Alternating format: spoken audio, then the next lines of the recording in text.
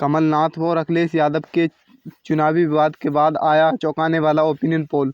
मध्य प्रदेश की जनता ने आज के इस ओपिनियन पोल के बारे में कर दिया बड़ा खुलासा, क्योंकि दोस्तों अभी अभी कमलनाथ और अखिलेश यादव के बीच जुबानी जंग हुई। इसके बाद मध्य प्रदेश का चौंकाने वाला सर्वे निकल कर आया।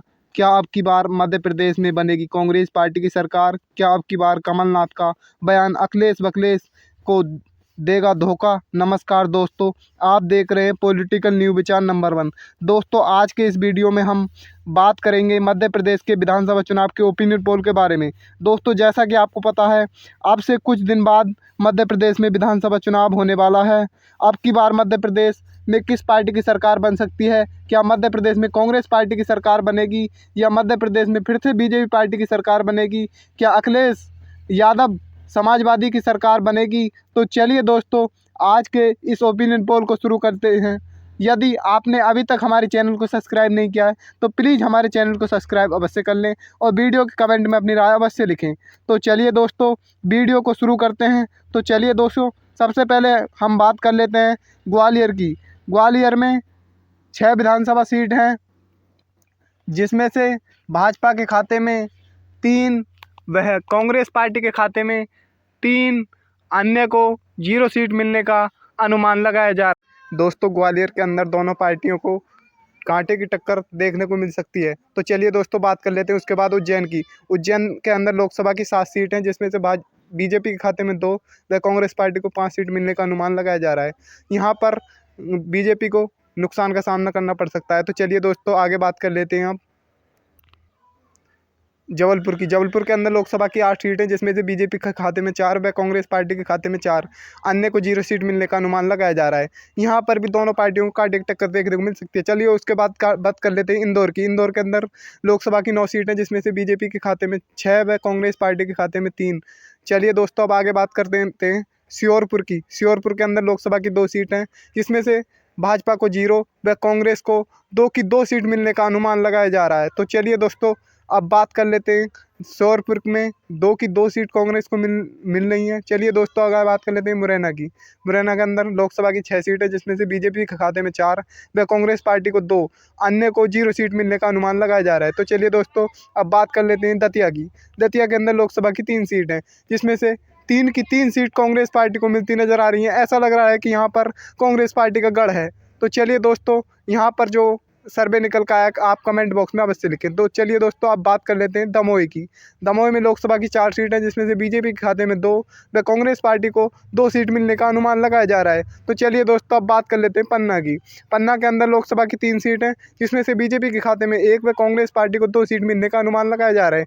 यहाँ पर भी कांग्रेस पार्टी टक्कर लेगी। चलिए दोस्तों अब बात कर लेते हैं भोपाल की। भोपाल के अंदर लोकसभा की 7 सीट हैं, जिसमें से बीजेपी के खाते में 3 व कांग्रेस पार्टी को 4 सीट मिलने का अनुमान लगाया जा रहा है। तो चलिए दोस्तों हम आपको बता देते हैं सतना की। सतना में लोकसभा की 7 सीट है, जिसमें से बीजेपी खाते में 5 व कांग्रेस पार्टी को 2 सीट मिलने का अनुमान लगाया जा रहा है। यहाँ पर बीजेपी को ज़्यादा सीट मिल सकती है। तो चलिए दोस्तों अब बात कर लेते हैं रीवा की। रीवा के अंदर लोकसभा की 8 सीट हैं, जिसमें से बीजेपी के खाते में 6 व कांग्रेस पार्टी को 2 सीट मिलने का अनुमान लगाया जा रहा है। तो चलिए दोस्तों अब बात कर लेते हैं सिंगरौली की।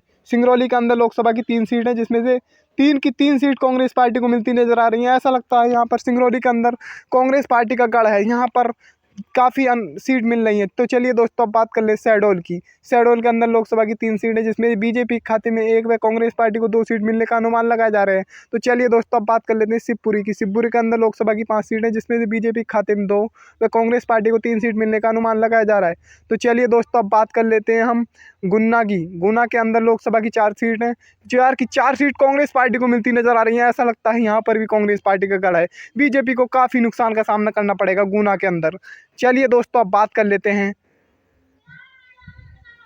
सागर की। सागर में लोकसभा की 8 सीट हैं, जिसमें से बीजेपी के खाते में 3 व कांग्रेस पार्टी को 5 सीट मिलने का अनुमान लगाया जा रहा है, अन्य को 0 सीट मिलेंगी। तो ऐसा लगता है गुना के। चलिए दोस्तों अब बात कर लेते हैं टीकमगढ़ की। टीकमगढ़ के अंदर लोकसभा की 4 सीट है, जिसमें से बीजेपी के खाते में 2 व कांग्रेस पार्टी को 2 सीट मिलने का अनुमान लगाया जा रहा है। चलिए दोस्तों अब बात कर लेते हैं निवाड़ी की। निवाड़ी के अंदर लोकसभा की 1 सीट है, 1 की 1 सीट भाजपा को मिलती नजर आ रही है, यहाँ पर भाजपा का गढ़ माना गया है। तो चलिए दोस्तों अब बात कर लेते हैं छतरपुर की। छतरपुर के अंदर लोकसभा की 6 सीट हैं, जिसमें से भाजपा के खाते में 2 व कांग्रेस पार्टी को 4 सीट मिलने का अनुमान लगाया जा रहा है। तो चलिए दोस्तों बात कर लेते हैं भिंड की। भिंड के अंदर लोकसभा की 5 सीट हैं, जिसमें से बीजेपी के खाते में 2 व कांग्रेस पार्टी को 3 सीट मिलने का अनुमान लगाया जा रहा है। तो चलिए दोस्तों अब बात कर लेते हैं हम अनूपपुर की। अनूपपुर के अंदर लोकसभा की 3 सीट हैं, जिसमें से बीजेपी के खाते में 2 व कांग्रेस पार्टी को 1 सीट मिलने का अनुमान लगाया जा रहा है। तो चलिए दोस्तों अब बात कर लेते हैं सीधी की। सीधी के अंदर लोकसभा की 4 सीट हैं, जिसमें से बीजेपी के खाते में 2 व कांग्रेस पार्टी को 2 सीट मिलने का अनुमान लगाया जा रहा है। अन्य को 0 सीट मिलती नजर आ रही है। तो चलिए दोस्तों अब बात कर लेते हैं उमरिया की। उमरिया के अंदर लोकसभा की 2 सीट हैं, 2 की 2 सीट कांग्रेस पार्टी को मिलती नजर आ रही है। ऐसा लगता है यहाँ पर भी कांग्रेस पार्टी का गढ़ है और बीजेपी को धक्का लग सकता है उमरिया से। तो चलिए दोस्तों बात कर लेते हैं कटनी की। कटनी के अंदर लोकसभा की 4 सीट हैं, जिसमें से बीजेपी के खाते में 2 व कांग्रेस पार्टी को 2 सीट मिलने का अनुमान लगाया जा रहा है। यहाँ पर दोनों पार्टियों के बीच कड़ी टक्कर का सामना रहेगा। तो चलिए दोस्तों बात कर लेते हैं डिंडोरी की। डिंडोरी के अंदर लोकसभा की 2 सीट हैं, 2 की 2 सीट भाजपा को मिलती नजर आ रही है। ऐसा लगता है यहाँ पर कांग्रेस पार्टी का नाम निशान नहीं है। तो चलिए दोस्तों बात कर लेते हैं मंडला की। मंडला के अंदर लोकसभा की 3 सीट हैं, जिसमें से बीजेपी के खाते में 2 व कांग्रेस पार्टी को 1। तो चलिए दोस्तों अब बात कर लेते हैं बालाघाट की। बालाघाट के अंदर लोकसभा की 6 सीट हैं, जिसमें से बीजेपी के खाते में 2 व कांग्रेस पार्टी को 4 सीट मिलने का अनुमान लगाया जा रहा है। यहाँ पर भाजपा को काफ़ी नुकसान का सामना करना पड़ सकता है बालाघाट के अंदर। तो चलिए दोस्तों अब बात कर लेते हैं सिवनी की। सिवनी के अंदर लोकसभा की 4 सीट हैं, 4 की 4 सीट कांग्रेस पार्टी को मिलती नजर आ रही है। यहाँ पर ऐसा लगता है कि सिवनी के अंदर कांग्रेस पार्टी का गढ़ है और यहाँ पर भाजपा को काफ़ी नुकसान का सामना करना पड़ेगा। तो चलिए दोस्तों आगे बात कर लेते हैं हम नरसिंहपुर की। नरसिंहपुर के अंदर लोकसभा की 4 सीट हैं, जिसमें से बीजेपी के खाते में 1 व कांग्रेस पार्टी को 3 सीट मिलने का अनुमान लगाया जा रहा है। यहाँ पर भी बीजेपी को काफ़ी नुकसान का सामना करना पड़ेगा। तो चलिए दोस्तों अब बात कर लेते हैं छिंदवाड़ा की। छिंदवाड़ा के अंदर लोकसभा की 7 सीट है, जिसमें से बीजेपी के खाते में 3 व कांग्रेस पार्टी के खाते में 4 सीट मिलने का अनुमान है। तो चलिए दोस्तों बात कर लेते हैं बैतूल की।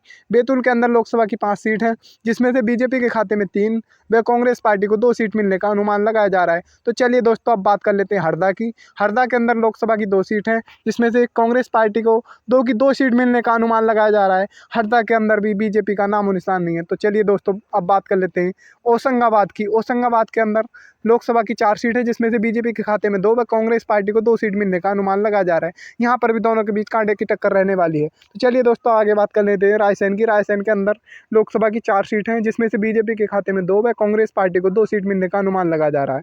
तो चलिए दोस्तों अब बात कर लेते हैं विदिशा की। विदिशा के अंदर लोकसभा की 5 सीट हैं, जिसमें से बीजेपी के खाते में 3 व कांग्रेस को 2 सीट मिलने का अनुमान लगाया